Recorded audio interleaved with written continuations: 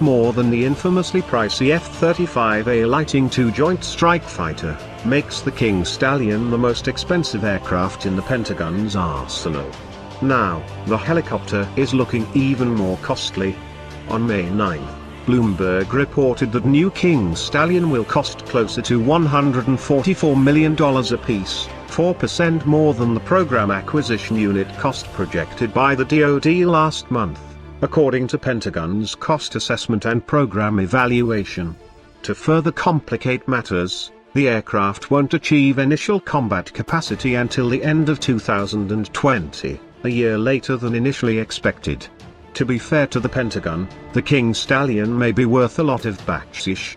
Engineers at Lockheed designed the copter to haul up to 27,000 pounds, triple the cargo of the CH-53E Super Stallion, the Pentagon's current heavy-lift copter of choice, without any major changes in the aircraft's dimensions. Here's what Task and Purpose's Brian Jones wrote of the King Stallion in March: "When I was in Afghanistan from 2011 to 2012, the CH-53 was so critical to combat operations it was the only squadron the Marine Corps kept 2 iterations of.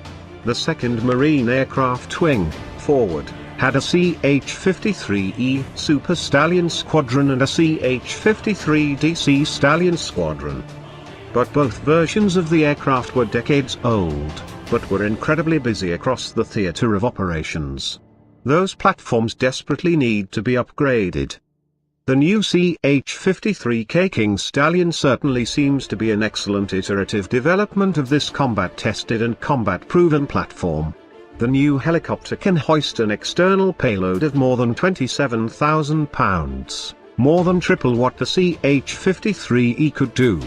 While the old version, the CH-53E, was just barely too thin to hold a Humvee in its fuselage, the new helicopter can hold a Humvee.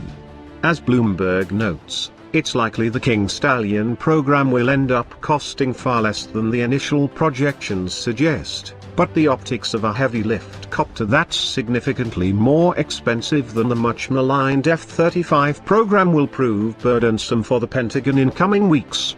House Armed Services Committee member Representative Nikki Tsongas, a Massachusetts Democrat, questioned the King Stallion program for costing a heck of a lot of money.